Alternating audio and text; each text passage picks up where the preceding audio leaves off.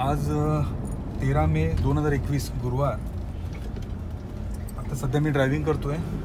माझ्याबरोबर माझी मिसेस पण आहे. आम्ही दोघंही निघालो आहे चौलला, अलिबागला. चौलला दत्ताचं एकदम पुरातन मंदिर आहे, प्राचीन मंदिर आहे, एकदम जागृत देवस्थान आहे. मी बऱ्याच वेळेला त्या ठिकाणी गेलेलो आहे. आणि तिथेच खालच्या बाजूला स्वामींचं मंदिर देखील आहे. तर माझं आणखीन मिसेस म्हणजे असं आम्ही ठरवलं होतं की बाबा या अक्षय तृतीयेला आपण चौलला जाऊया.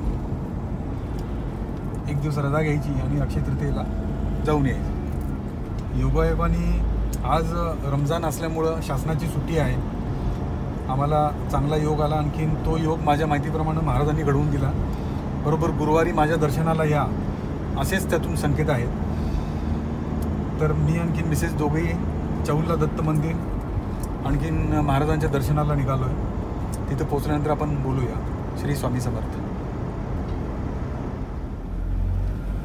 मी मुंबईहून 9:30ला निघालो होतो. आता आपण एक 5 मिनिटामध्ये आपण वरती मंदिराच्या ठिकाणी पोचतो आहे.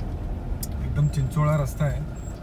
लॉकडाऊनमुळं ऑलमोस्ट रहदारी नाही म्हटलं तरी चालेल. इतर वेळेला गुरुवारच्या दिवशी थोडीशी वर्दळ असते, भाविक लोकांचं येणं जाणं असतं. तुम्ही पाहू शकत असाल की आपल्याला आता वर डोंगरावर जे दत्त मंदिर आहे ते दत्त मंदिर दिसतंय. अशा तऱ्हेनं आपण इथं मंदिराच्या इथं पोचलेलो आहोत. सर्वप्रथम स्वामी समर्थांचं मंदिर आपल्याला लागतं. त्या ठिकाणी आपण दर्शन घेऊन वाचन वगैरे करून त्यानंतर आपण दत्त मंदिराकडे आपण निघणार आहोत. श्री स्वामी समर्थ.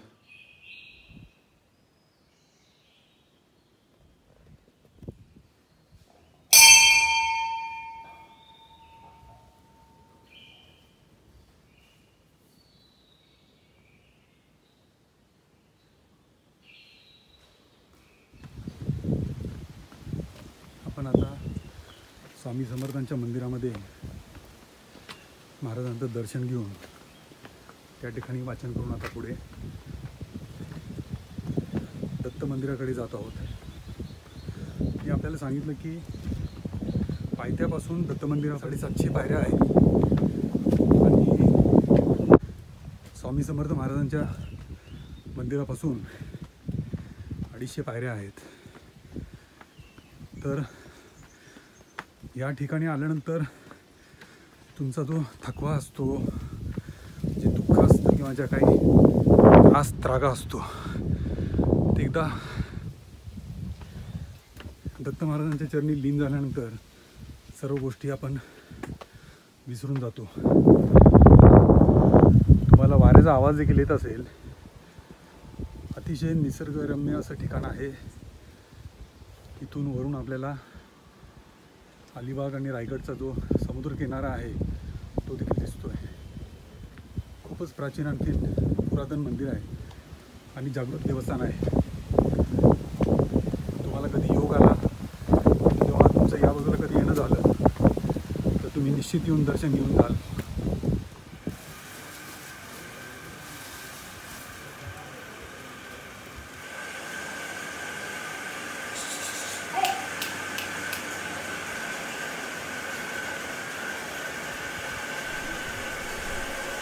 दत्त महाराजांची अतिशय शांत आणखी मनमोहक अशी मूर्ती आहे. दोन्ही ठिकाणी आता दर्शन घेतल्यानंतर उपवासाचं काहीतरी सोबत आणलेलं होतं खाण्यासाठी.